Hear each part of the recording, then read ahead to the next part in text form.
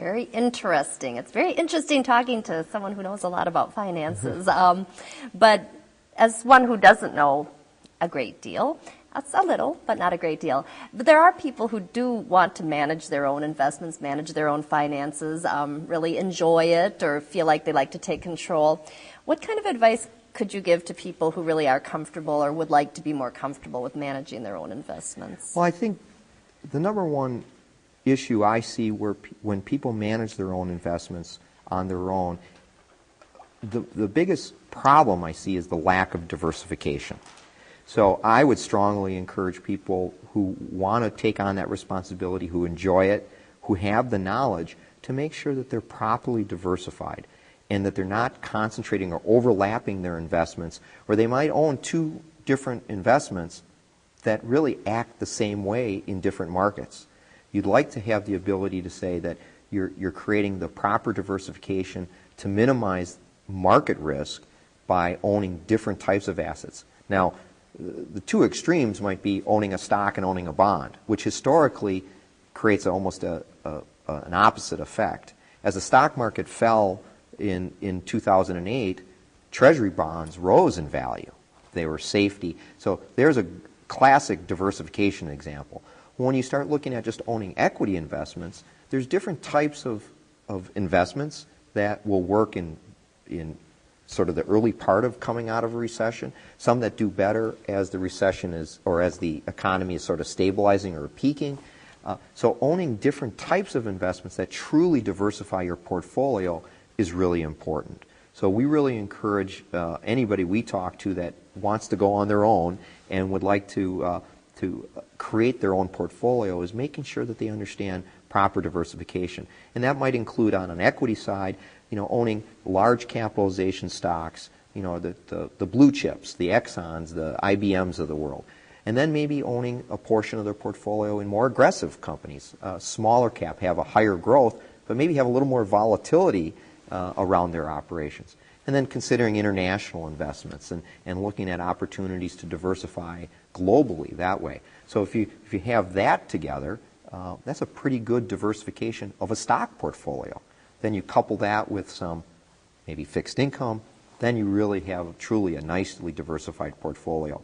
And the times I've seen questions about diversification, there's a lot of times people will own 2 or 3 different assets, and I'll look at it and say, but you know what, those will act very similarly in this market. So are you really diversifying because you own 3 different assets? So really understanding diversification, I think, is really important. Yeah. So don't send someone to the market to get 2 different things and they bring you back volcano chicken and volcano shrimp. Right. Okay, they should maybe get something a little spicier and something a little milder. Exactly. Yeah. I was going to ask you about how a portfolio should look for someone soon to retire, but I think you've actually pretty much answered that. I mean, it should really have a lot of diversification. Yes.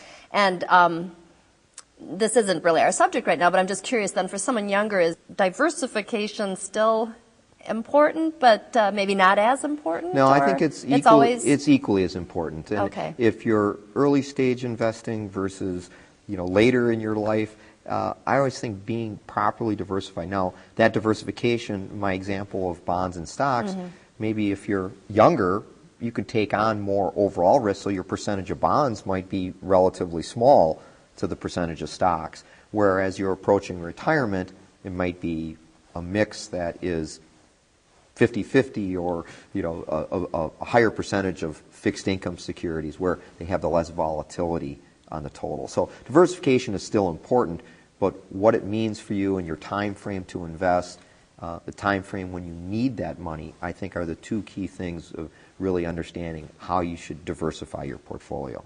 Could you tell me a little bit about some of the tax advantages or repercussions of investing? Yeah, taxes are an important part. It's a part of the cost of investing.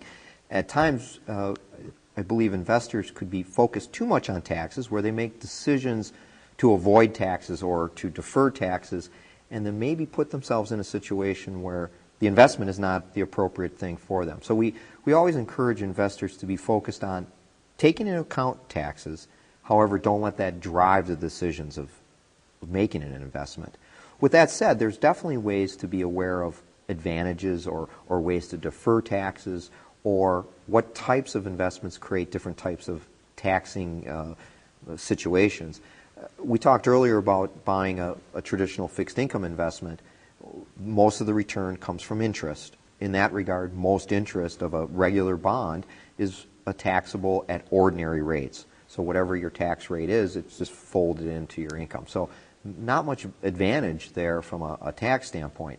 Now, you could roll into a municipal bond, which it gets a fair amount of play, but in our opinion, it's something that is probably most appropriate for people in the real high income brackets. Part of that issue is municipal bonds generally will pay a lower rate than a taxable bond, but they may be taxed free on a federal basis, and even potentially certain types of bonds could be tax-free on a federal as well as a state basis. Essentially no taxes.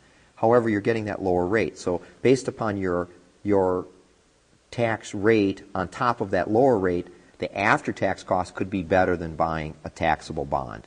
So municipal bonds are a good way to maybe avoid taxes, but only for the right investor, which would be primarily maybe the higher income tax brackets. Another way to consider taxes is when we talk about equity investments. We stated earlier how the primary source of return from a stock investment would be capital appreciation. I think I used the example buying a stock at $5 and then you sell it at $10. You have a $5 capital gain. If you hold that period for more than 1 year, a long-term capital gain, there's an advantage in a lower tax rate. The long-term capital gains rate currently is 15%. So if you're in the 25% tax bracket, you have my example and you make your $5 per share gain after 1 year of holding it, you're going to be taxed at a lower rate than your ordinary rate. So there's some definitely advantages to capital appreciation and long-term gains. The other aspect that we talked earlier also about is annuities, where investing, putting your money into a vehicle that allows for opportunities for assets to grow and build in a tax-deferred manner. So if you're in a high-income tax bracket while you're working, and after retirement your income bracket is lower, pulling that money out, you're maybe paying a less tax, and you're also deferring it into the future. So there are definite ways to minimize taxes, but we always encourage not to allow taxes to drive the investment decision. Sort of make it in conjunction with your investment decision. Right. That is a very interesting point, which I had not thought about, but very, very good point. And with that, we would like to take another short break.